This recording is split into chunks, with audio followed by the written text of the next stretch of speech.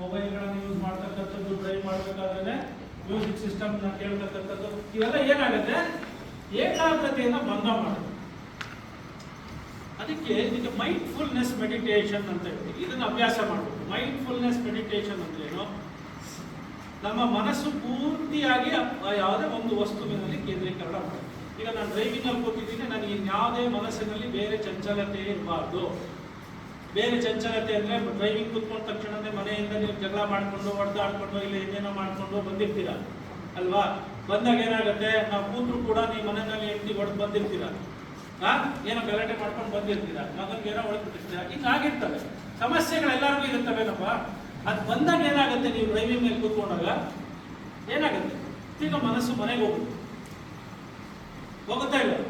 ಆ ಮನೆಗೆ ಹೋದಾಗ ಏನಾಗುತ್ತೆ, ಅದೇ ಡಿಸ್ಟರ್ಬೆನ್ಸ್ ನಮಗೆ, ಅದೇ ಚಿಂತೆಗಳು ಬರ್ತದೆ. ಅದೇ ಚಿಂತೆಗಳು ನಮಗೆ ಬಂದಾಗ ಏನಾಗುತ್ತೆ, ನಿಮಗೆ ಡ್ರೈವಿಂಗ್ ಡಿಸ್ಟರ್ಬೆನ್ಸ್ ಆಗುತ್ತೆ. ಯಾರು ಬರ್ತಾರೆ ಅಂತಲೂ ಗೊತ್ತಾಗಲ್ಲ. ಇದಕ್ಕೆ ಆಂಟಿಸಿಪೇಷನ್ ಅಂತೀವಿ. ಏಕಾಗ್ರತೆ ಇಲ್ಲ ಅಂದರೆ ನಾವು ಹೋಗ್ಬೇಕಾದ್ರೆ, ಈಗ ಒಂದು ಪ್ರಾಣಿ ಬಂತೋ, ಸೈಕಲ್ ಸವಾರ ಬಂದೋ, ಯಾರು ಬಂದ ಅಂತ ನಮಗೆ ಗೊತ್ತೇ ಆಗಲ್ಲ, ಹೋಗಿ ಹೊಡೆದು ಬಿಡ್ತೀವಿ. ಯಾಕೆ? ಕಾನ್ಸಂಟ್ರೇಷನ್ ಬೇರೆ ಕಡೆ ಹೊರಡ್ತೀವಿ. ಯಾವಾಗ ನಿಮ್ಗೆ ಅದು ಇರಲ್ಲ, ಪೇಷನ್ಸ್ ನಾವು ಕಳ್ಕೊಡ್ತೀವಿ, ತಾಳ್ಮೆಯನ್ನು ಕಳ್ಕೊಡ್ತೀವಿ. ಅದಕ್ಕೆ ರಸ್ತೆ ಮೇಲೆ ನೋಡ್ತಾ ಇರ್ತೀರಲ್ವಾ, ಸಣ್ಣ ಪುಟ್ಟ ಅದು ಏನೂ ಆಗಿರೋದೇ ಇಲ್ಲ, ಡ್ರೈವರ್ ಏನು ಗಾಡಿಯವ್ರು ಏನು ಮಾಡ್ತಾರೆ, ನಿಂತು ಗಲಾಟೆ ಮಾಡ್ತಾ ಇರ್ತಾರೆ. ಅದಕ್ಕೆ ರೋಡ್ ರೇಗಿಂಗ್ ಅಂತಾರೆ. ಅದ್ರೇನು? ಅವಾಚ್ಯ ಶಬ್ದಗಳಿಂದ ಬೈತಕ್ಕಂಥದ್ದು. ನಾವೆಲ್ಲ ನೋಡ್ತಾ ಇರ್ತೀವಿ. ಯಾಕೆ? ಅದು ತಾಳ್ಮೆ ಕಳ್ಕೊಂಡ್ಬಿಡ್ತೀವಿ. ಯಾವಾಗ ಕಾನ್ಸಂಟ್ರೇಷನ್ ಏಕಾಗ್ರತೆ ಇರಲ್ಲ, ತಾಳ್ಮೆ ಕಳ್ಕೊಂಡು. ಅದಕ್ಕೆ ನಾವು ಯಾವಾಗಲೂ ಡ್ರೈವಿಂಗ್ ಮಾಡೋ ಮುಂಚೆ ಒಂದು 5 ನಿಮಿಷಗಳ ಕಾಲ ಧ್ಯಾನವನ್ನು ಮಾಡಬೇಕು. ಸೊ ಧ್ಯಾನ ಅಂದ್ರೇನು? ಮನಸ್ಸನ್ನು ಏಕಾಗ್ರತೆಯಿಂದ ಇಟ್ಕೊಳ್ತಕ್ಕಂಥದ್ದು. ಈ ಡ್ರೈವಿಂಗಲ್ಲಿ ಧ್ಯಾನ ಅಂದ್ರೇನು? ನಾವು ದೇಹವನ್ನು ವಿಶ್ರಾಂತಿ ಪಡಿಸ್ತಕ್ಕಂಥದ್ದು. ಡ್ರೈವಿಂಗಲ್ಲಿ ಕೂತ್ಕೊಂಡಾಗ ಮತ್ತೆ ಯಾಕೆ 5 ನಿಮಿಷ ಮುಂಚೆ ಬರಬೇಕು ಅನ್ನೋದು? ಈಗ ಪರೀಕ್ಷೆ ನಾವು ಬರೀಬೇಕಾದ್ರೆ 5 ನಿಮಿಷ ಮುಂಚೆ ಅಂತ ಹೇಳ್ತಾರೆ ಗೊತ್ತಾ?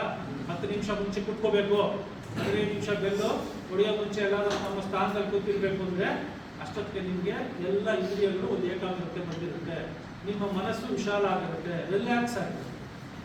ನೀವು ಡ್ರೈವಿಂಗಲ್ಲೂ ನಾವು ರಿಲ್ಯಾಕ್ಸ್ ಮಾಡ್ಕೊಳ್ಳಿಲ್ಲ ಏನಾಗುತ್ತೆ, ಯಾವುದೋ ರೀತಿ ಸಂದರ್ಭದಲ್ಲಿ ನಾವು ಬಂದಿರ್ತೀವಿ, ಹಾಗಾಗಿ ನಮ್ಮ ಮನಸ್ಸು ಚಂಚಲ ಇರುತ್ತೆ, ನಮಗೆ ಎಲ್ಲ ಇಂದ್ರಿಯಗಳು ಕೈ ಕಾಲುಗಳು ಹತೋಟಿಗೆ ಸಿಗಲ್ಲ.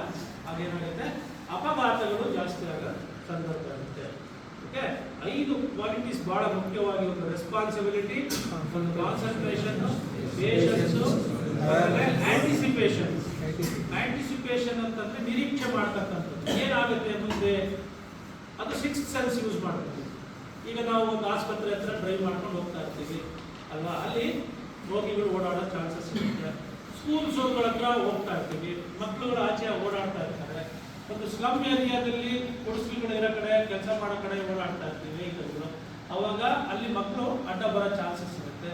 ಇವೆಲ್ಲ ನಿಮ್ಮ ಮುಂದೆ ಥಾಟ್ಸ್ ಇರಬೇಕು. ಅದಕ್ಕೆ ಸ್ಕೂಲ್ ಝೋನ್ ಅಂತ ಬೋರ್ಡ್ ಇರುತ್ತೆ, ಎಲ್ಲ ಹೇಳ್ಕೊಂಡಿದ್ದಾರೆ. ಟ್ರಾಫಿಕ್ ಸೈನ್ಸ್ ಎಲ್ಲ ಗೊತ್ತಿರ್ತಾನೆ, ಗೊತ್ತಿದೆಯಾ? ಮತ್ತೆ ರಿಪೀಟ್ ಮಾಡ್ಬೇಕಾ? ಗೊತ್ತಿದೆ, ಎಲ್ಲ ಚೆನ್ನಾಗಿ ಹೇಳ್ಕೊಟ್ಟಿರ್ತಾರೆ. ಟ್ರಾಫಿಕ್ ಸೈನ್ಸ್ ಅಲ್ಲಿ ಒಂದು ಮ್ಯಾಂಡೇಟರಿ ಸೈನ್, ಕಾಷನರಿ ಸೈನ್, ಇನ್ಫಾರ್ಮೇಟರಿ ಸೈನ್ ಮತ್ತು ಇನ್ನೊಂದು ಯಾವುದು ಕಂಪಲ್ಸರಿ ಸೈನ್ಸ್. ಇವೆಲ್ಲನೂ ನಿಮಗೆ ಗೊತ್ತಿರುತ್ತೆ, ತಿಳ್ಕೋಬೇಕು. ಏನು ಬೋರ್ಡ್ ಹಾಕಿದ್ದಾರೆ ಅಲ್ಲಿ, ಸ್ಕೂಲ್ ಝೋನ್ ಇದೆ, ಇಲ್ಲಿ ಮಕ್ಕಳು ಓಡಾಡೋ ಚಾನ್ಸ್ ಇರುತ್ತೆ, ಅದರಿಂದ ನಾನು ನಿಧಾನಕ್ಕೆ ಹೋಗ್ಬೇಕು. ಹಂಪ್ಸ್ ಇರುತ್ತೆ, ಹಂಪ್ಸಲ್ಲಿ ನಾನು ನಿಧಾನಕ್ಕೆ ಡ್ರೈವ್ ಮಾಡಬೇಕು. ಇದು ನಿಮಗೆ ಎಕ್ಸ್ಪೆಕ್ಟೇಷನ್ಸ್ ಇರುತ್ತೆ. ಆಂಟಿಸಿಪೇಷನ್ ಅಂದರೆ ಎಕ್ಸ್ಪೆಕ್ಟ್ ಮಾಡ್ತಾ ಇದ್ದೀವಿ ಅಲ್ವಾ? ಸ್ಕೂಲಲ್ಲಿ ಯಾರೋ ಮಕ್ಕಳು ಸೈಕಲಲ್ಲಿ ಕೂತ್ಕೊಂಡು ಬಂದ್ಬಿಡ್ತಾರೆ, ಅವ್ರ ಕಂಟ್ರೋಲ್ ಇರಲ್ಲ, ನಿಮಗೆ ಕಂಟ್ರೋಲ್ ಇರುತ್ತೆ, ಅವ್ರಿಗೆ ಮಕ್ಳಿಗೆ ಕಂಟ್ರೋಲ್ ಇರುತ್ತಾ?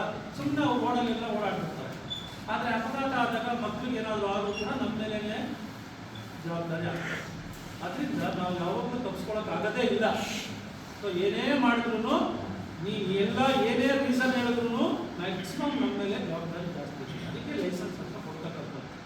ಇಲ್ಲಾಂದರೆ ಲೈಸೆನ್ಸ್ ಇರೋದು ಪನಿಷ್ಮೆಂಟೇ ಬೇರೆ ಆಗುತ್ತೆ, ಲೈಸೆನ್ಸ್ ಇರೋರಿಗೆ ಬೇರೆ ಪನಿಷ್ಮೆಂಟ್. ಲೈಸೆನ್ಸ್ ಇರೋರಿಗೆ ಜಾಸ್ತಿ ಯಾಕೆ ಪನಿಷ್ಮೆಂಟು? ಲೈಸೆನ್ಸ್ ಇದೆ ಆದರೂ ಕೂಡ ನಿರ್ಲಕ್ಷ್ಯತೆಯಿಂದ ಚಾಲನೆ ಮಾಡಿದ್ಯಾ? ಮನುಷ್ಯ ತಪ್ಪು ಮಾಡ್ತಾನೆ, ಆದರೆ ಎಚ್ಚರಿಕೆ ಬೇಕು.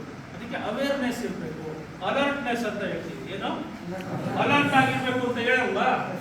ಇಲ್ಲಿ ಬಂದು ಪಾಠ ಇವೆಲ್ಲ ಎಷ್ಟೇ ಮಾಡುವಾಗ ನೀವು ನಿದ್ದೆ ಮಾಡಿಬಿಟ್ರೆ ನಿದ್ದೆ ಬರುತ್ತೆ. ಯಾಕಂದ್ರೆ ಬೆಳಗ್ಗೆಲ್ಲ ಚೆನ್ನಾಗಿ ಊಟ ಕೊಟ್ಟಿರ್ತಾರೆ, ತಿಂಡಿ ಎಲ್ಲ ಕೊಟ್ಟಿರ್ತಾರೆ, ನಿದ್ದೆ ಬರುತ್ತೆ.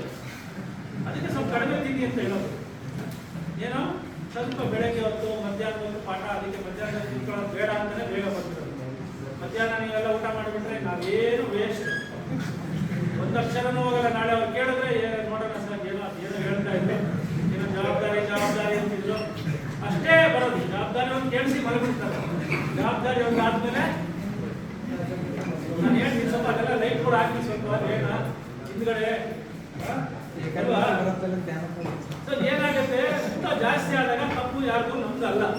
ಊಟ ಜಾಸ್ತಿ ಆದಾಗ ನಮ್ಮಲ್ಲಿ ಎನರ್ಜಿ ಎಲ್ಲ ಇರಲ್ಲ, ಎಲ್ಲ ಎನರ್ಜಿ ಎಲ್ಲ ಹೋಗುತ್ತೆ, ಸರ್ಕಲ್ ಹೊರಟೋಗ್ಬಿಡುತ್ತೆ ಅಲ್ವಾ. ಇಲ್ಲಿಂದ ಉತ್ತರ ಪ್ರದೇಶದಿಂದ ಮಧ್ಯಪ್ರದೇಶಕ್ಕೆ ಬಂದ್ಬಿಡುತ್ತೆ. ಸೊ ಮಧ್ಯಪ್ರದೇಶದಲ್ಲಿ ಯಾಕೆಂದ್ರೆ ನೀವು ಚೆನ್ನಾಗಿ ಉಪ್ಪಿಟ್ಟು ಕೇಸರಿ ಬಾತ್ ಎಲ್ಲ ಚೆನ್ನಾಗಿ ತಿಂದಾಗ ಏನಾಗುತ್ತೆ, ಜೀರ್ಣ ಆಗ್ಬೇಕಲ್ವಾ. ಅದಕ್ಕೆ ಇಲ್ಲಿ ಖಾಲಿ ಆಗ್ಬಿಡುತ್ತೆ. ಇಲ್ಲಿ ಖಾಲಿ ಆಗ್ಬಿಟ್ಟು ಎಲ್ಲ ಇಲ್ಲಿ ಬಂದಾಗ ಇಲ್ಲಿ ಖಾಲಿ ಆದ ತಕ್ಷಣನೇ ನಾವು ನಿದ್ದೆ ಮಾಡ್ತೀವಿ. ಎನರ್ಜಿ ಇಲ್ಲಿ ಖಾಲಿ ಆದರೆ ನಿದ್ದೆ ಮಾಡೋದು, ನಿದ್ದೆ ಸುಮ್ಮನೆ ಬರಲ್ಲ. ಸೊ ನೀವು ಯಾವಾಗ ನಿದ್ದೆ ಮಾಡಬೇಕಾದ್ರೆ ನಿಮ್ಮಲ್ಲಿರೋ ಎನರ್ಜಿ ಎಲ್ಲೆಲ್ಲಿರುತ್ತೋ ಅಲ್ಲಿ ಖಾಲಿ ಮಾಡಿದ್ರೆ ಅದಕ್ಕೆ ರಿಲ್ಯಾಕ್ಸೇಷನ್, ಅದನ್ನೇ ಮೆಡಿಟೇಷನ್. ಈಗ ನಾವು ಮೆಡಿಟೇಷನ್ ಮಾಡೋಣ. ಆ ಮೆಡಿಟೇಷನ್ ಮಾಡೋದ್ರಿಂದ ಏನಾಗುತ್ತೆ, ರಿಲ್ಯಾಕ್ಸೇಷನ್. ಹಿಂಗೆ ಅದು ರಿಲ್ಯಾಕ್ಸ್ ಅಂದಾಗ ಬಾಡಿ ವಿಶ್ರಾಂತಿ ಪಡೆಯುತ್ತೆ. ವಾಹನ ಸ್ವಲ್ಪ ದೂರ ಓಡಿಸಿದ ಮೇಲೆ ನಾವು ಕಡೆಯಪ್ಪ ಇಂಜಿನ್ ಹೀಟ್ ಆಗಿದೆ ಅಂತ ಹೇಳಲ್ವಾ, ಹಾಗೆ ನಿಮ್ಮ ಬಾಡಿನೂ ಹೀಟ್ ಆಗುತ್ತೆ, ನಿಮ್ಮ ಬ್ರೈನ್ ಹೀಟ್ ಆಗುತ್ತೆ. ಅದಕ್ಕೆ ಹೆಂಗೆ ರಿಲ್ಯಾಕ್ಸ್ ಕೊಡ್ತೀರಾ, ನೀವು ಅದು ರಿಲ್ಯಾಕ್ಸ್ ಕೊಡ್ತೀರಿ. ಸೊ ನೀವು ಒಂದು ರಿಲ್ಯಾಕ್ಸೇಷನ್ ಮಾಡಿಕೊಂಡ್ರೆ ಆಗ ವಾಹನವನ್ನು ಚೆನ್ನಾಗಿ ಓಡಿಸೋಕ್ಕೆ ಸಾಧ್ಯ ಆಗುತ್ತೆ.